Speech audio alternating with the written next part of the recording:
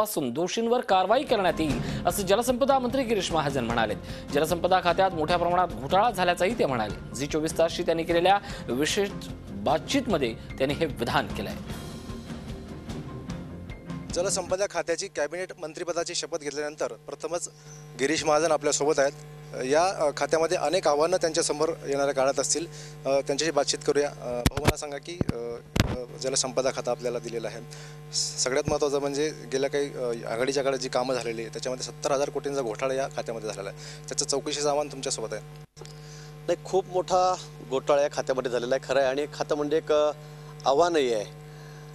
आपण गेल्या 5-10 वर्षात बघितलं असेल, सर्वात मोठे घोटाळे जे झाले ते याच खात्यामध्ये झालेत, सिंचनाच्या बाबतीतच झालेले आहेत।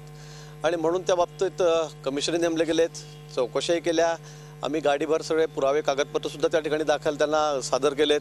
पण तो मराठा सरकार असल्यामुळे केंद्रातही सरकार होतं, राज्यातही सरकार होतं, आणि त्यामुळे काँग्रेसने आणि राष्ट्रवादीने सगळे घोटाळे दाबण्याचा प्रयत्न केला। कुठलाही घोटाळा त्या ठिकाणी उघड झालेला नाही। समितीने जो अहवाल दिलेला आहे त्याच्यामध्ये सगळ्या मंत्र्यांना जो ठपका ठेवला त्याच्यात निर्दोष दाखवलेला आहे। तुम्ही परत चौकशी कराल का या सगळ्या प्रकरणाची? वाटतं सरकारच्या दबावाखाली कामं झालेली आहेत आणि त्यामुळे कुठलाही निष्कर्ष त्यांनी व्यवस्थित बाहेर काढला नाही। आणि चितळी समितीने अजून यांना अगदी क्लीन चिट दिली असंही झालेलं नाही आहे। पण तो अहवालच दाबून ठेवायचा, तो पूर्णपणे जनतेसमोर आणायचा नाही, विधानसभेमध्ये सादर करायचा नाही। मला वाटतं हे सरकार असल्यामुळे त्या ठिकाणी त्यांनी सगळ्या नुसत्या उपद्रव केलेल्या आहेत। आमचं सरकार आता आलेलं आहे, केंद्रातही भाजपचं सरकार आहे, राज्यातही सरकार आहे। आम्ही पारदर्शीपणा ठेवू आणि पुन्हा याची चौकशी करू। चितळी समितीने जो अहवाल दिला आहे त्याची पूर्णपणे आम्ही त्या ठिकाणी छाननी करू।